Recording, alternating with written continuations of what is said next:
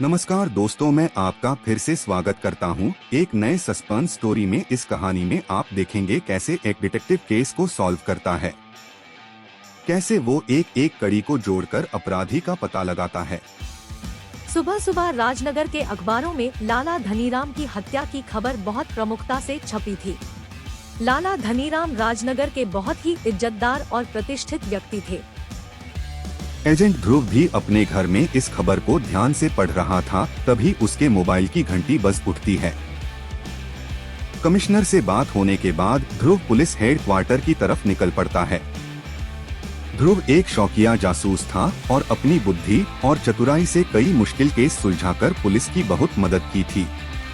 थोड़ी ही देर में ध्रुव police headquarter में कमिश्नर अजय के सामने बैठा था। कमिश्नर कहते हैं, ध्रुव, कल रात को लाला धनीराम का उनकी हवेली में रहस्यमय तरीके से खून हो गया। अभी तक खूनी पकड़ा नहीं गया है।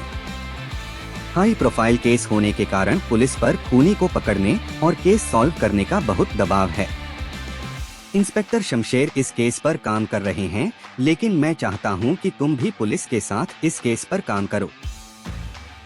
इतना सुनते ही ध्रुव लाला धनीराम की हवेली की तरफ निकल पड़ता है। धनीराम की आलीशान हवेली पर पहुंचकर उसने देखा कि वहां लोगों की भीड़ जमा है। ध्रुव सीधा इंस्पेक्टर शमशेर के पास पहुंचा। इंस्पेक्टर शमशेर बताता है कि धनीराम एक सफल व्यापारी थे। रुपए पैसों की कोई कमी नहीं थी। पुराने विचारों के होने के साथ वह थोड़ी क्रोधी स्वभाव के थे और थोड़ी मुहफट भी थे। क्रोध में अक्सर लोगों को चुभने वाली बातें बोल दिया करते थे। धनीराम के परिवार में उनके 3 लड़के हैं, पवन, दीपक, सुनील। तीनों अविवाहित हैं और इसी घर में रहते हैं। उनकी पत्नी का निधन छोटे बेटे दीपक के जन्म के समय हो गया था। इनके अलावा रामू नाम का एक विश्वासपात्र नौकर भी रहता है। रामू इनके साथ कई सालों से है और उस पर कोई शक नहीं है। सबसे छोटे बेटे का नाम दीपक है, शरीर से लाचार है। उसका एक पाँव खराब है, इसलिए बैसाखी का प्रयोग करता है। बहुत ही सीधा और नेक आदमी है। कोई काम नहीं करता और सारे समय घर में ही रहता है, लेकिन उसे पढ़ने का बहुत शौक है। उसे कई विषयों पर अच्छा ज्ञान है। दूसरा बेटा पवन है। वह मेडिकल की पढ़ाई कर रहा है और काफी तेज दिमाग का व्यक्ति है। स्वभाव से समझदार और सुलझा हुआ व्यक्ति है। सुनने में आया है कि धनीराम ने पवन को ही अपना वारिस बनाया है, लेकिन अभी तक कोई भी वसीयतनामा नहीं मिला है। सबसे बड़ा बेटा सुनील है। सुनील एक नंबर का नालायक और आवारा व्यक्ति है। हर दिन धनीराम से उसकी लड़ाई होती रहती थी। वह कपड़ों का व्यापारी है। उसे व्यापार में भारी घाटा हुआ है और उस पर काफी कर्ज भी है, इसलिए उसे पैसों की सख्त जरूरत है। उसे शराब पीने की बुरी आदत भी है। कल रात से ही बहुत गायब है। यह बहुत ही सीधा केस है। सुनील ने ही हत्या की है और रात को हत्या करके फरार हो गया है। शायद पैसे ना मिले और पवन को वारिस बनाए जाने से नाराज होकर उसने धनीराम की हत्या कर दी है। हमने उसके नाम का वारंट निकलवा दिया है, बचकर कहाँ जाएगा। ध्रुव धनीराम की लाश को देखता है और गौर किया कि लाश के नाक और आसपास की त्वचा के पास कुछ काले काले धब्बे जैसे दिख रहे थे। इंस्पेक्टर शमशेर बताता है, इनकी हत्या गले के पिछले हिस्से में एक खास नाजुक जगह पर 4 बार सुई चुभाकर की गई है। ये ऐसा नाजुक हिस्सा है जिस पर थोड़ी सी भी चोट लगे तो इंसान की जान भी जा सकती है। ध्रुव सोचता है, क्या इसका मतलब यह है कि जिस किसी व्यक्ति ने भी हत्या की है उसको इस नाजुक जगह के बारे में पता होगा। मानव शरीर के बारे में ऐसी जानकारी किसी डॉक्टर इत्यादि को ही होती है। फिर ध्रुव धनीराम के बेटों से मिलता है। सबसे पहले ध्रुव दीपक के कमरे में गया। वहाँ दीपक बहुत बुरी तरह रो रहा था। ध्रुव कहता है, आप प्लीज रोना बंद कीजिए। आपको किसी पर शक है क्या? आपको अपनी पिता की किसी वसीयत के बारे में कोई जानकारी है? दीपक कहता है, हाय मैं तो अनाथ हो गया, कल मेरा तो सब कुछ चला गया। अब मुझे लंगड़े को कौन सहारा देगा? मुझे किसी पर कोई शक नहीं है, ना ही मुझे किसी वसीयत के बारे में कोई जानकारी है। मुझे नहीं लगता कि पिताजी ने कोई वसीयत बनाई थी। जो भी खूनी हो उसे कड़ी सजा मिलनी चाहिए। ध्रुव ने देखा कि दीपक के कमरे में बहुत सारी पुस्तकें रखी हुई थी। उसकी मेज पर भी कई सारे पेन रखे हुए थे। दीपक से मिलने के बाद ध्रुव पवन के कमरे में गया। पवन अपने कमरे में बहुत ही उदास बैठा था। ध्रुव पूछता है, क्या आपके पिताजी की किसी से दुश्मनी थी? ऐसा तो नहीं है कि सुनील ने ही आपके पिताजी का खून किया हो।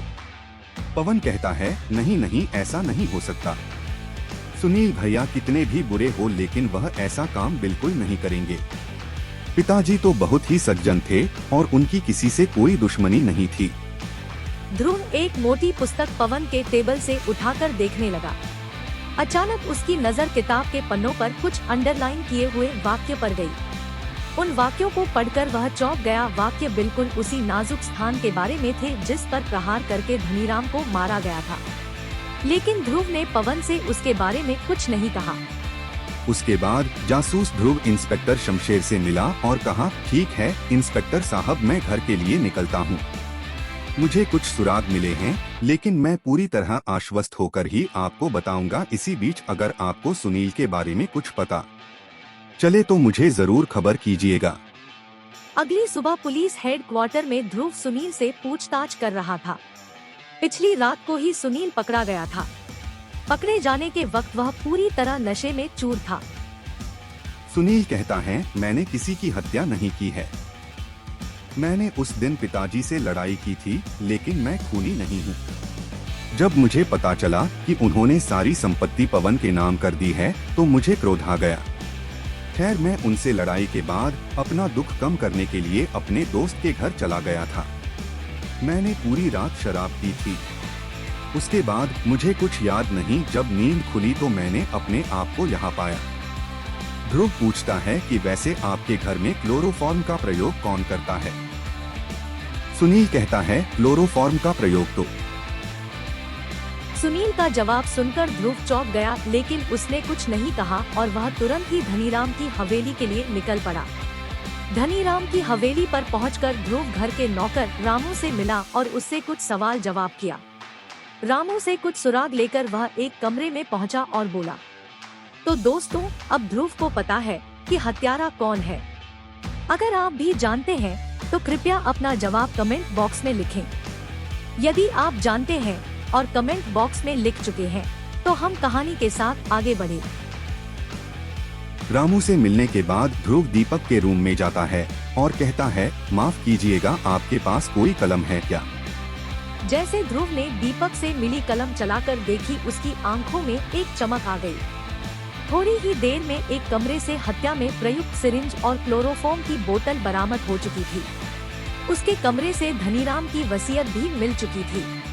वसीयत पवन के नाम थी। धनीराम का खूनी पकड़ा गया था तो वह कमरा जहां से ये सभी चीजें पाई जाती है वह कमरा दीपक का है। फिर दीपक कहता है, मुझे माफ कर दीजिए, मैंने ही अपने पिता की हत्या की है। मैं अपनी शारीरिक अपंगता के बारे में पिताजी के तानों से तंग आ चुका था। पिताजी मुझे मनहूस कहते थे और मुझे ही मां की मौत का जिम्मेदार मानते थे।